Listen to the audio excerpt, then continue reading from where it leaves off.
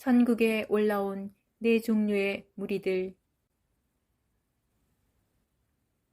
요한계시록에서 천국에 올라온 네 종류의 무리를 발견할 수 있습니다. 여러 무리들의 정체를 파악하기 위해서는 요한계시록의 타임라인을 분석해야 합니다. 요한계시록이 시간 순서대로 기록되었다는 전제에서 이 작업을 수행할 수 있습니다. 네 무리들을 타임라인에 정렬하면 그들의 정체성을 확인할 수 있을 것입니다. 첫째 무리는 다섯째인의 순교자들입니다. 다섯째인을 떼실 때에 내가 보니 하나님의 말씀과 그들이 가진 증거로 말미암아 죽임을 당한 영혼들이 제단 아래에 있다. 이 무리들에 대한 견해 중 하나는 교회 시대에서 믿음 때문에 죽임을 당한 순교자의 영혼들이라 합니다. 이들을 영혼들로 소개하는 이유는 그들이 아직 부활한 상태가 아니며 휴거가 일어나기 전 그리고 7년 환란 전의 때를 암시합니다. 순교자들은 땅에 거하는 악한 자들의 심판을 촉구하고 있는데 그것은 7년 환란의 7년 차에 성취될 것입니다. 두 번째 무리는 여섯째인에서 발견됩니다. 이들은 이방인에서 나온 아무도 셀 수 없는 큰 무리입니다. 이들은 세계 나라에서 나왔다고 하는데 이들의 정체는 난제 중 하나입니다.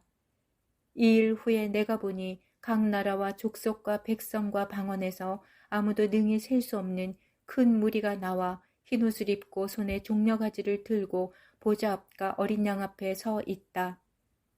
여섯째인의 타임라인은 환란 전입니다. 이들의 정체에 대해서는 다양한 해석이 있습니다. 1. 교회 시대의 순교자들이다. 2. 교회 시대에 구원받은 성도들의 총합이다. 3. 짐승의 표를 받지 않고 순교한 사람들이다. 4. 휴거로 올라온 휴거자들이다. 요한계시록이 시간 순서대로 기록되었다면 사망은 제외되는데 환란은 8장부터 시작되기 때문입니다. 1항은 다섯째인에서 이미 소개되었으므로 중복됩니다. 2항이 구원받은 영혼들의 총수라면 순교자들을 별도로 언급한 이유가 애매해집니다. 이들이 만약 첫째 부활한 자들과 휴거자라면 넷째 해석도 가능합니다. 하늘에 올라온 세 번째 무리는 일곱째 나팔에 기록된 14만 4천 명입니다. 또 내가 보니 보라 어린 양이 시온 산에 섰고 그와 함께 14만 4천이 서 있는데 그들의 이마에는 어린 양의 이름과 그 아버지의 이름을 쓴 것이 있더라. 그들은 처음 익은 열매로 소개되는데 첫 열매는 통상 휴거 또는 첫째 부활로 해석합니다. 이들이 만약 순교자라면 낫으로 추수되는 자들과 다음에 소개될 네 번째 무리와 중복됩니다. 또한 이들은 이미 시온산에 올라와 있는데 14장에서 셋째 천사는 지금부터 짐승의 표를 받지 말라 경고하고 있습니다. 시온산은 천국에서 가장 높고 거룩한 곳을 상징합니다. 14만 4천은 7장에서 하나님의 인을 받은 유대인들입니다. 12지파에서 12,000명씩 인을 받았고 이들은 전반기 재앙에서 보호를 받았습니다. 황충은 인을 받을 자들을 공격하지 못하며 여섯째 나팔 재앙에서도 보호를 받을 것입니다. 마지막으로 네 번째 무리는 짐승의 표를 받지 않고 죽임을 당한 순교자들입니다. 또 내가 보니 불이 섞인 유리바다 같은 것이 있고 그의 우상과 그의 이름의 수를 이기고 벗어난 자들이 유리바닷가에 서서 하나님의 검은 고를 가지고 하나님의 종 모세의 노래 어린 양의 노래를 부른다. 1. 첫째 무리는 환란 전의 교회 시대의 순교자 무리입니다. 2. 둘째 무리는 환란 전의 교회 시대의 휴거자 무리입니다. 3. 셋째 무리는 환란 전반기의 부활자와 휴거자로 추정합니다. 4. 넷째 무리는 환란 후반기의 순교자들입니다.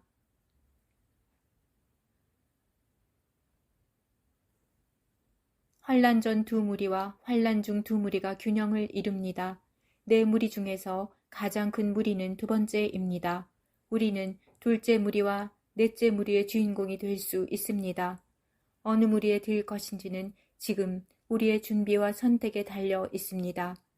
첫째 무리 순교자는 하나님께 탄원을 하였고 둘째 무리는 하나님의 보좌 앞에서 경배와 찬양을 드리며 셋째 무리 14만 4천은 시온산에서 새 노래를 부르고 넷째 무리 짐승에게 죽임을 당한 순교자들은 유리 바닷가에서 어린 양의 노래와 모세의 노래를 부릅니다.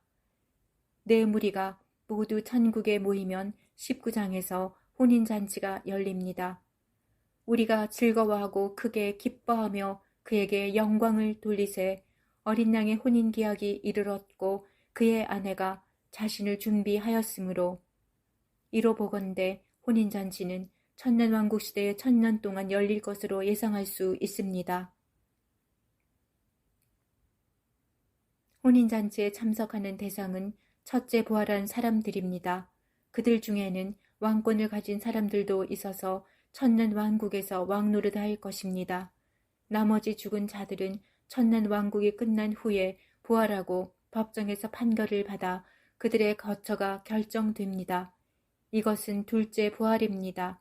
모든 사람이 부활하면 새 하늘과 새 땅에서 영생을 보내는 사람도 있고 불못에서 영생을 보내는 사람도 있을 것입니다.